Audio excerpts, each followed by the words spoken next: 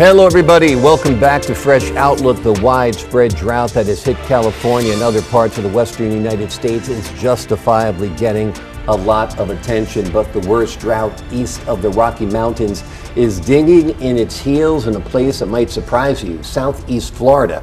This includes Miami, Fort Lauderdale, and scores of smaller cities. It is currently affecting about 6 million people alone in this South Florida region. Let's say hello to the Ebru think tank. Say hello to a man who's a whole lot smarter than me, Dr. Jose Lopez, physics professor at Seton Hall University. Another man who's a whole lot smarter than me, Dr. Bart Rossi, political psychologist. Joining us live via Skype, I haven't spoken to Rebecca, she might be smarter than me. Rebecca Crownover, partner at the Lone Star Family Farms, and Jeanette Hoffman, Republican strategist who is plotting to take over the world. I'm going to start with you, Jose, since you are the science guy. Why all the droughts? Global warming? I think the consensus is global warming. It's a big issue right now, and even the conservative people are realizing this, and you don't have more conservative people than farmers in California. They are the conservative arm of the Republican Party, if you will, in many cases voters, and they're realizing that there's a tremendous drought has not been seen in over 100 years in California, in Southern California. Can I just stop you there? Is the answer gray water? And explain what gray water is and how we get it. Gray water is water that is been used for example, taking showers and baths and such. It doesn't have sewage in it. And it's water that you can't drink, but you can use for other things like irrigation or watering your lawn, for example, those kind of things. And in the United States, we don't do that. All the water you're getting in your faucet is completely potable, drinkable water. And what you have in your toilet that your dog is sometimes lapping out of, that's drinkable water. Well, thank God if our dog's drinking it, right? It's potable water. It can be drunk. And what we do everywhere across the country is all the water that comes out of the faucet can be you can drink it. Right. So that's not necessarily a good thing. That's not necessarily a good thing because you're using it for your bathroom needs, and you're basically flushing that away. And it's the same thing like you're doing with water that's all drinkable. So there's now a movement towards recycling gray water. Okay. Let's turn now to Rebecca Crownover. Rebecca, you're in the farming industry. Tell me how you've been impacted by this. Well, in Texas, right now, we've actually been taken out of the drought stage because of all the rain that we've received since the month of May, and that's pretty rare for us because we always deal with drought on a regular basis, on an annual basis, and we have been in the severe drought like California is dealing with right now. It's hard to do, and so we've had to actually do a lot of things on our farm to help us sustain our water management systems and be able to do things like low-hanging nozzles to prevent evaporation, changing out specific nozzles in order to have the water absorb better into our soil versus just spray nozzles that spray out. So we had to do a lot of technology advances just within our sprinkler system management, water management systems, just to kind of help play a role and help our crops do the best that they can in times of drought. Okay, it has been tough times in Texas and all over California in particular, Doctor, where Tom Selleck apparently was caught taking water from the fire hydrant. And he got prosecuted or in trouble for this. Maybe not prosecuted. When Tom Selleck's in trouble, we're all in trouble. We're all in trouble. Talk to us about the drought. It doesn't seem like people want to face up to the reality that if not climate, global warming, there is some kind of climatological change about. Well, the psychology of this, to me, really goes to climate change. And I think of these deniers. They don't want to believe it. They don't want to really believe it because they've got stock in Exxon or whatever, or they believe in the oil. Texans are, big on oil, so they don't really want to believe in climate change. Right. It's really not making sense. And as Jose said, it doesn't make sense to farmers. It doesn't make sense to most Americans. We're living it. I mean, the water temperature in Naples, Florida, I just returned yesterday, was 91 the other day. I thought 85 was the highest it could ever be. So something's happening. And for people to deny this whole thing about climate is ridiculous. Okay. Let's get our resident climate denier on the spot here, the GOP strategist. It seems like none of the presidential candidates on the GOP side acknowledge the problems with climate change the way the Democrats do. And let's maybe. I think some of them are actually coming around. I know Governor Christie has acknowledged that there is some kind of climate change. That's because he's sweating all the time. Not the other picking on the guy. But no, I mean, and it's not just the droughts, right? It's that those extreme winters that we're having in the Northeast, and the storms here in New Jersey. We had Superstorm Sandy a couple of years ago. So I think it's playing into the political extreme. cycle. It is going to become a political issue, though, because we're going to look for candidates who address this stuff, right? Right, for candidates who talk about it and also talk about preparedness and emergency response and how they react to some of these huge superstorms or incredible snowfalls and these extreme weather events that we're having more often lately. I just want to know what are the GOP people going to do with the Pope? Even the Pope is talking about. I mean, I want to know what they're going to say. They don't like the Pope now, or what? What's going on?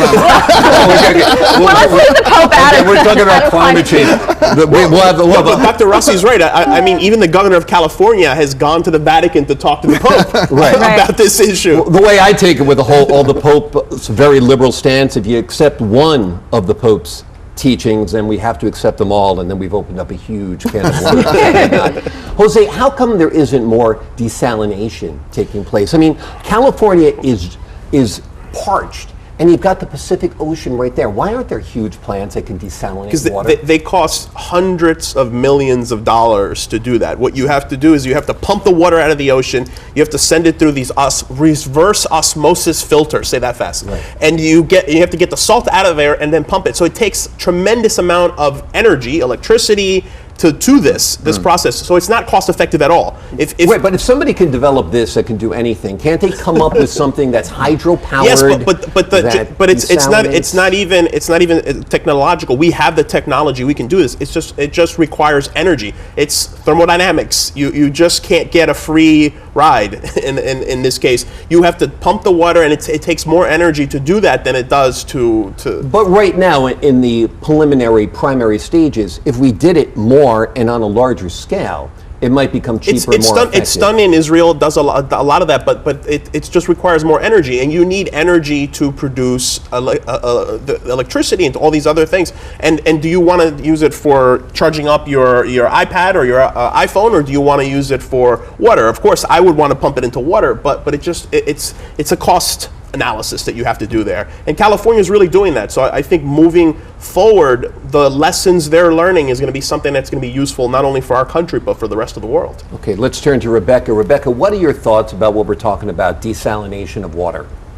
I think it's a great idea, and I wish that there was ways that we could do it even on the, in Texas off the Gulf. I mean, I think it's it's going to play a huge factor in our future, and we've got to figure out how to do it. But like you said, I mean, it is so expensive, and nobody wants to be putting all their money into it. And it's taking this extreme drought out in California for people to start really taking it a little bit more serious and actually investing more money into it. So I think it's super important that that we make that a big priority for our future. Rebecca, Texas, because of its history of conservatism, is viewed as a GOP stronghold. With all of this talk about GOP candidates not taking climate change seriously, one of the largest sectors out there is agriculture.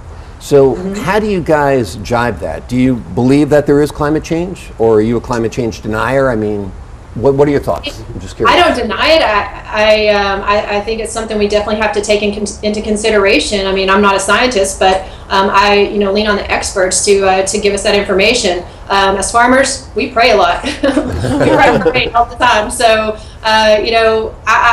I definitely lean on the experts on that climate change, and I definitely don't think it's something that we should just put under our hat and not think about.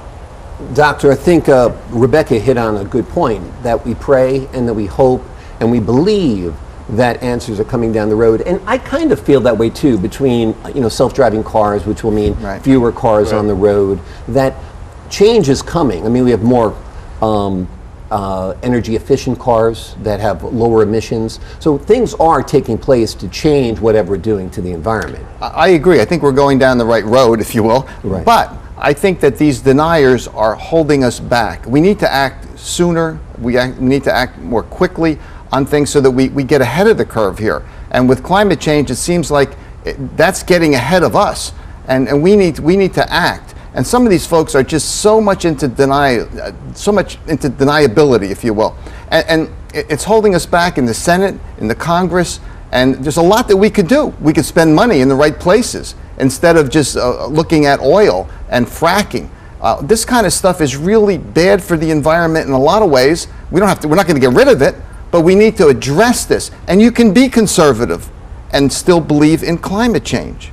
You know? Okay, I'll let you address that, Jeanette, since you're the Well, yeah, I think there are candidates out there on the Republican side that are more moderate and more centrist and understand, especially the ones from states, you know, that are impacted by these extreme weather events, whether it be droughts, whether it be, you know, extreme snowfall, whether it be intense storms. So I think it is going to be an issue. It's going to play in the 2016 presidential campaign. I think that the candidates that are most centrist are going to prevail. Jose, what do you see as the technological advancements? I talked about autonomous cars, because you won't have to own a car. You'll just stop a car in the street, get in it, take it where you want to go, instead of having cars stored all over cities like we do. Well, I don't think there's one particular solution. I think, for example, for farming, it's going to have to be better irrigation methods. I mean, what is done in all over the country is basically just open up the floodgates and let the water kind of flow and irrigate the crop. I think it's going to have to be more scientific, where they look at the acidity of the oil, of the soil, and then they try to figure out should we water, how much should we use. We're really going to have to do conservation methods there, and I think then a lot of it, I mean, technology is only going to take you so far.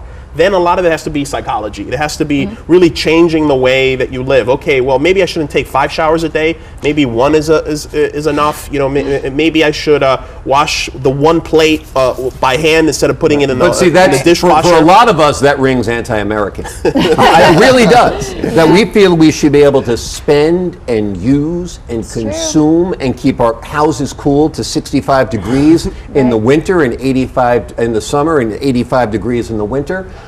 This is where the politics comes in. Yeah, and changing behavior doesn't happen overnight, right? But do you think behavior needs to be changed, or do you think we just need better ways of doing this? I think it needs to be a combination of both. I mean, the evolution of electric cars is a perfect example. Now it's cool to drive a Tesla, right? I mean, they are, if you can afford it, they're coming out with actually a lower model around 30,000. But, you know, things like that, and getting people, you know, less dependent upon gas, electric cars, things like that. I think, but it takes time. It's not going to happen overnight. People aren't going to, you know, automatically not turn on their air conditioning or, you know, take less showers. And we are seeing some of the changes. Smart homes I think we can do it. I think the country can do it. Private and government together, we can beat this climate change problem. But the psychology of the day isn't going in the right direction. There are too many people denying it for money. They want to get donations from Exxon and Mobil and whatever. They want the money, so therefore they need to deny climate change. And we have to get past that psychology, that thinking,